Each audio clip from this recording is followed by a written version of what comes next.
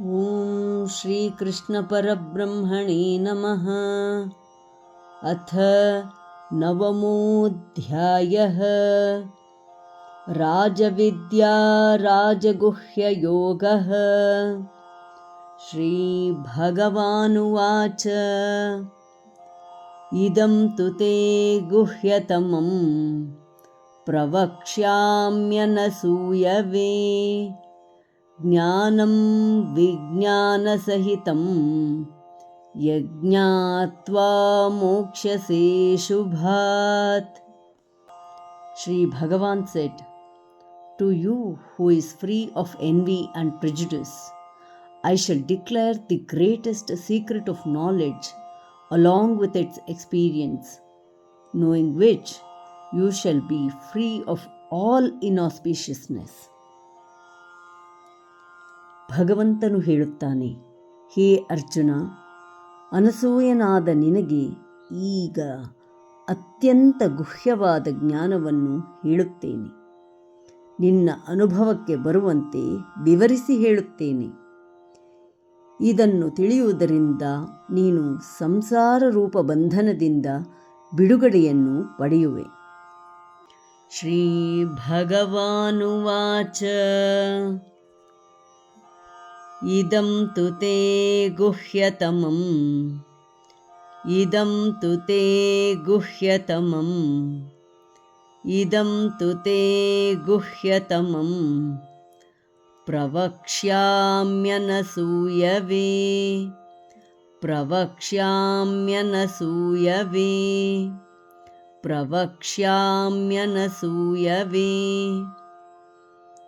श्रीभगवानुवाच इदं तु ते गुह्यतमं प्रवक्ष्याम्यनसूयवे.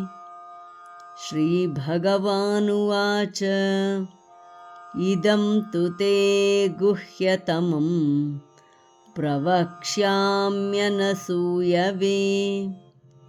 श्रीभगवानुवाच इदं तु ते गुह्यतमं प्रवक्ष्याम्यनसूयवे.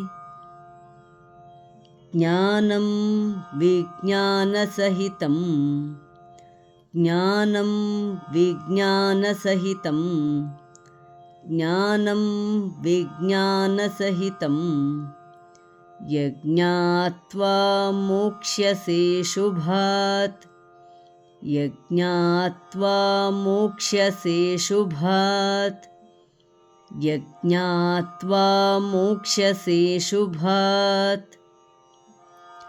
ज्ञानं विज्ञानसहितं यज्ञात्वा मोक्ष्यसे शुभात् ज्ञानं विज्ञानसहितं यज्ञात्वा मोक्ष्यसे शुभात् ज्ञानं विज्ञानसहितं यज्ञात्वा मोक्ष्यसे शुभात्.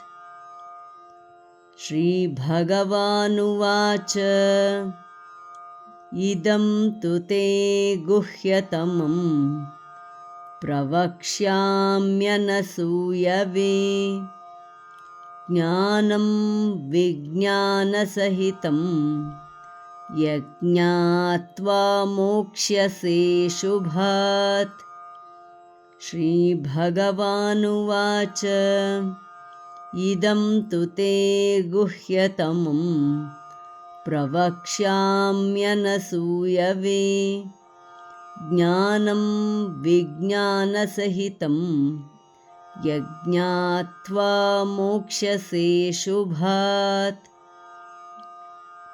श्रीभगवानुवाच इदं तु ते गुह्यतमं प्रवक्ष्याम्यनसूयवे.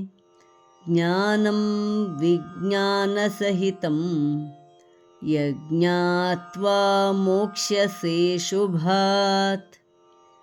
ಧನ್ಯವಾದ. ನಮಸ್ಕಾರ. ಶುಭವಾಗಲಿ.